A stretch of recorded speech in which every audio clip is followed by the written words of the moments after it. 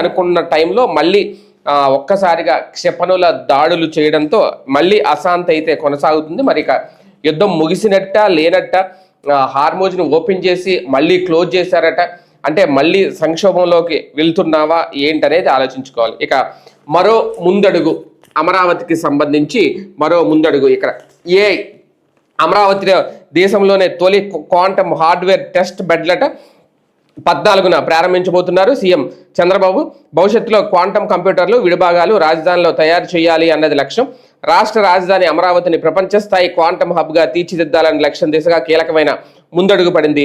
దేశంలోనే తొలి quantum hardware test బెడ్లు అమరావతిలోని ఎస్ఆర్ఎం యూనివర్సిటీ, విజయవాడలోని మేధా టవర్స్లోనే ఏర్పాటవుతున్నాయి. భారత్ క్వాంటమ్ రిఫరెన్స్ ఫెసిలిటీస్ గా వ్యవహరిస్తున్న వీటిని ఈ నెల 14న ప్రపంచ క్వాంటమ్ దినోత్సవం సందర్భంగా ముఖ్యమంత్రి చంద్రబాబు ప్రారంభిస్తారు. ఈ 2 చోట్ల దేశీయ పరిజ్ఞానంతో తయారు చేసిన 2 చిన్న క్వాంటమ్ కంప్యూటర్లను ఏర్పాటు చేస్తున్నారు.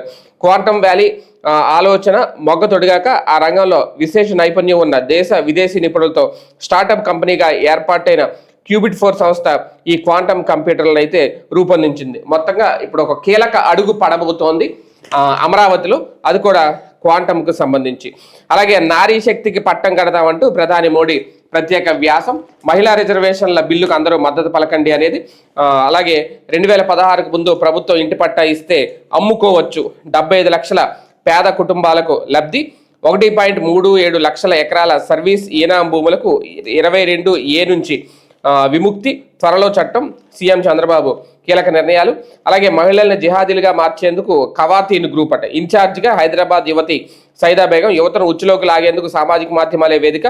6 విదేశీ హ్యాండర్ల గుర్తింపు. భారత్లో సైబర్ దాడులకు కూడా కుట్ర. విజయవాడ ఉగ్రమూలాల కేసులో కొత్త కోణాలు.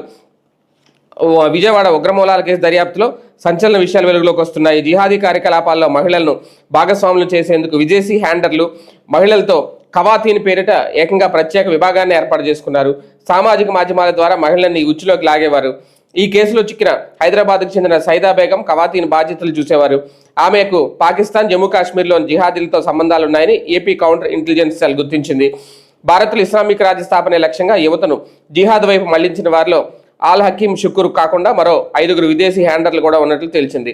పాకిస్తాన్, బంగ్లాదేశ్, యుఏఈ, ఆఫ్ఘనిస్తాన్, సిరియా దేశాలకు చెందిన మహమ్మద్, అలాగే హజైఫా,